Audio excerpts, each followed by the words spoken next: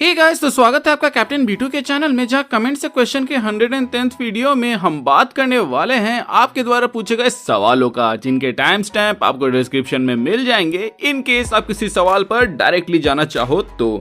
So without wasting any more time, let's begin. शुरुआत हम वैभव जी के इस सवाल से करेंगे जिसमें उन्होंने पूछा कि डॉक्टर स्ट्रेंज 2 में जो मेमोरी लेन दिखा था वो अमेरिका चैवेज के चाइल्डहुड मेमोरी को कैसे दिखाया, जबकि वो अर्थ 838 यूनिवर्स से बिलोंग नहीं करती है। प्लस हम ये बात तो समझ सकते हैं कि डॉक्टर स्ट्रेंज के केस में वो मेमोरी लेन इसलिए वो मेमोरी को दिखाया क्योंकि अर्थ 838 में उनका एक वेरिएंट रहता है, बट अमेरिका तो पूरे मल्टीवर्स में एक ही थी। सो वैभव भाई, सबसे पहले तो आपको ये समझना होगा कि मेमोरी लेन काम कैसे करता है। अब क्योंकि ये फिक्शनल वर्ल्ड से बिलोंग करता है तो इसके क्रिएटर्स ही इसके रूल्स को तय कर सकते हैं, मतलब कि ये मार्वल वाले ही जाने कि ये कैसे काम करता है। बट इसकी जो फंक्शनिंग है वो बहुत हद तक सिमिलर है एक टेक से जिसको हम लोगों ने एमसीयू के अंदर देखा है। अगर आपको याद होगा तो सिविल वॉर मूवी के अंदर टोनी बार्फ टेक के बारे में बताता है, जहां वो बताता है कि बार्फ की मदद से वो ना सिर्फ हिपोकैम्पस को हाईजैक करके उस मेमोरी को दोबारा से देख सकता है बल्कि उसे बदल भी सकता है। इसीलिए जब डिस्प्ले खत्म हो रहा होता है तब टोनी वहां पे कहते हैं कि काश मैंने उस दिन उन्हें ऐसा बोला था, क्योंकि वो आखिरी बार था जब अपने पेरेंट्स को देखे थे।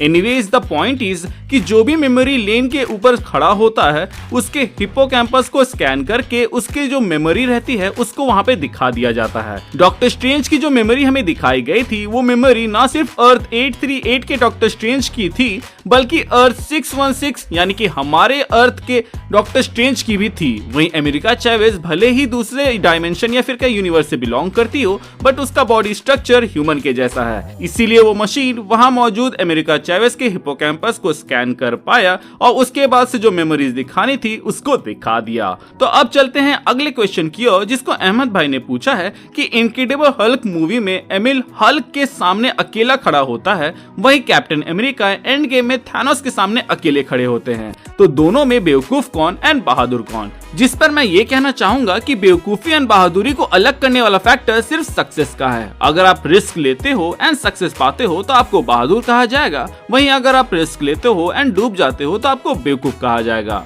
बट आपने अपने सवाल में एक सोल्जर्स पर्सपेक्टिव ऐड किया है, तो उसको ऐड करने के बाद से मैं इस नतीजे पे पहुंचा हूं कि एमिल यहाँ पे बेवकूफ था। तो बॉस एमिल को हल्क से लड़ने के लिए पहले रॉस भेजता है, ये जानते हुए कि कितना रिस्क है, लेकिन वहां पर वो एक्चुअली में उससे लड़ने के लिए नहीं बल्कि उसे उलझाए रखने के लिए भेजता है ताकि उसके सारे कैनन और वेपन्स रेडी हो सके। इसीलिए जैसे ही वो कैनन वहां पहुंच जाते हैं तो रॉस कहता है एमिल को कि उसको कैनन तक ल्योर करो, जो कि वो करता भी है। लेकिन जब हल्क उन कैनन्स को डिस्ट्रॉय कर देता है तब वहां पर रॉस को थोड़ा और समय चाहिए होता है। यहाँ पर रॉस एमिल को बोलता है बैक ऑफ करने के लिए, लेकिन एमिल यहाँ पे पीछे नहीं हटता है। एंड यही वो मोमेंट होता है जब एमिल एक बहादुर सोल्जर से बेवकूफ सोल्जर बन जाता है। उसका ये एक्शन उसके ओवर कॉन्फिडेंस एंड ईगो को दर्शाता है, वहीं कैप्टन का थानोस के आर्मी के सामने खड़ा होना उसके ईगो को नहीं बल्कि आखिरी सांस तक अपनी ड्यूटी को निष्ठा से करने के दृढ़ निश्चय को दर्शाता है। हल्क को रोकना एंड कंटेन करना मेन मोटिव था,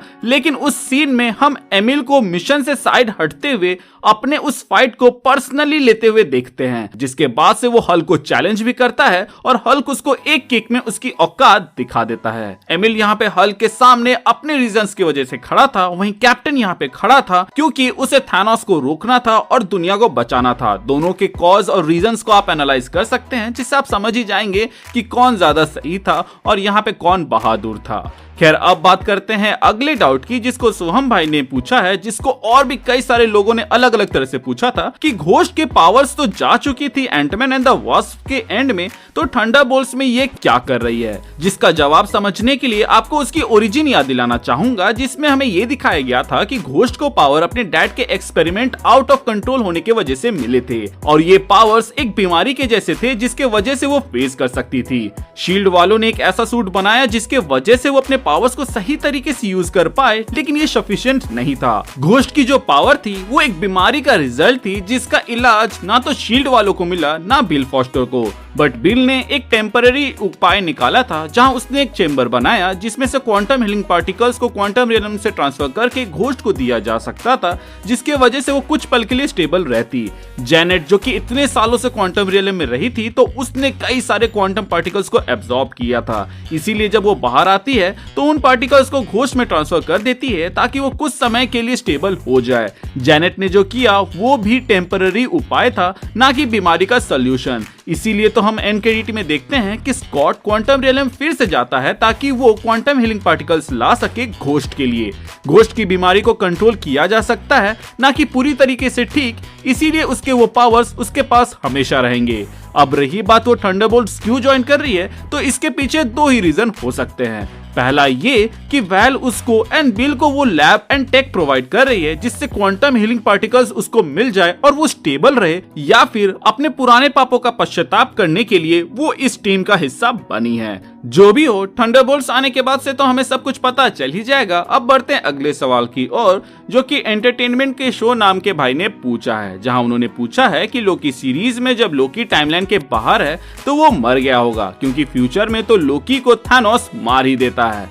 तो बॉस, लोकी सीरीज के स्टार्टिंग में मिस मिनट एक क्लिप दिखाती है जहां वो ये बताती है कि अगर कोई टाइम से बाहर आने वाली हरकत करता है तो टीवी वाले वहां से उसको उठाकर ले आते हैं एंड फिर टाइम रिसेट मार देते हैं, जो कि लोकी सीजन 1 में भी हुआ। मतलब कि लोकी जो टेसरैक्ट लेकर भागा था वो कभी हुआ ही नहीं एंड उस यूनिवर्स की कहानी वैसी ही चली जैसी चलनी थी। अब क्योंकि टाइमलाइन रिसेट मार दिया गया है तो वहाँ एक लोकी का वेरिएंट मौजूद होगा जो वही करेगा जो लोकी को करना चाहिए था, और उसको क्या करना चाहिए था वो लोकी ने यहाँ पर टाइम थिएटर के अंदर देख लिया था एंड वो आगे जाकर थानोस के हाथों मारा जाएगा, जिसको लोकी ने यहाँ पर देखा भी था।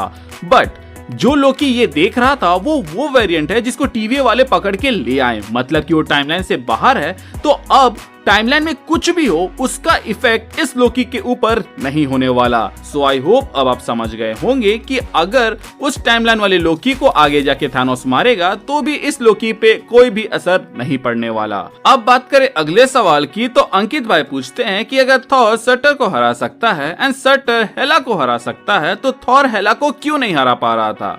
तो बॉस, थॉर ने जिस सर्टर को हराया मूवी के स्टार्टिंग में वो वीक सर्टर था जो कि अपने फुल पोटेंशियल में नहीं था। ऐसा इसलिए क्योंकि ओडिन ने पहले ही इटर्नल फ्लेम को मुस्फलहाइम से ले लिया था और उसको अपने वॉल्ट में रख दिया था। लेकिन जो सर्टर हेला से लड़ा था वो इटर्नल फ्लेम से जलने के बाद से मोस्ट पावरफुल फॉर्म में आ गया था, जिसके वजह से हेला तो क्या उस वक्त थॉर भी इसको नहीं रोक सकता था। जस्ट बिकॉज हल्क यहाँ चढ़ के एक दो पंच मार दिया तो अब सर्टर को कमजोर मत समझिएगा, वो बहुत ही पावरफुल कैरेक्टर था जिसने एक ही ब्लो में वहां पे एसगार्ड को तबाह कर दिया। और यहाँ पर तो हेला अपने पावरफुल ब्लेड से अटैक करते रह गई जिसका उसके ऊपर कुछ असर नहीं हुआ। सो आई होप अब आपका डाउट क्लियर हो गया होगा कि क्यों थॉर हेला के सामने कमजोर पड़ रहा था एंड क्यों वो मूवी के स्टार्टिंग में सर्टर को आराम से हरा दिया था। कुछ सवाल बहुत ही इंटरेस्टिंग थे लेकिन उसको मैं इस वीडियो में कवर नहीं करने वाला, क्योंकि उसको एक्सप्लेन करने के लिए एक पूरा वीडियो चल जाएगा जिसके ऊपर मैं ऑलरेडी लग चुका हूँ।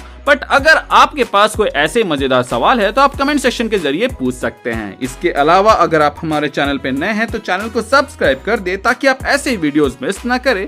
इसके अलावा अगर आपने सब्सक्राइब कर रखा है तो प्लीज चेक कि आपने बेल आइकन दबाया है या नहीं। अगर आपने दबा दिया है तो वेल एंड गुड, और अगर आपने नहीं दबाया है तो उसे दबा दे ताकि जब भी मैं कोई वीडियो डालूं उसका नोटिफिकेशन आपको जाए। इसके अलावा हमारे चैनल का एक छोटा सा मोटो है जो कि यह लोगों की मदद करे, अपना ख्याल रखें and keep moving forward correct लगाकर आगे बढ़ते जाएं। Thank you for watching this video.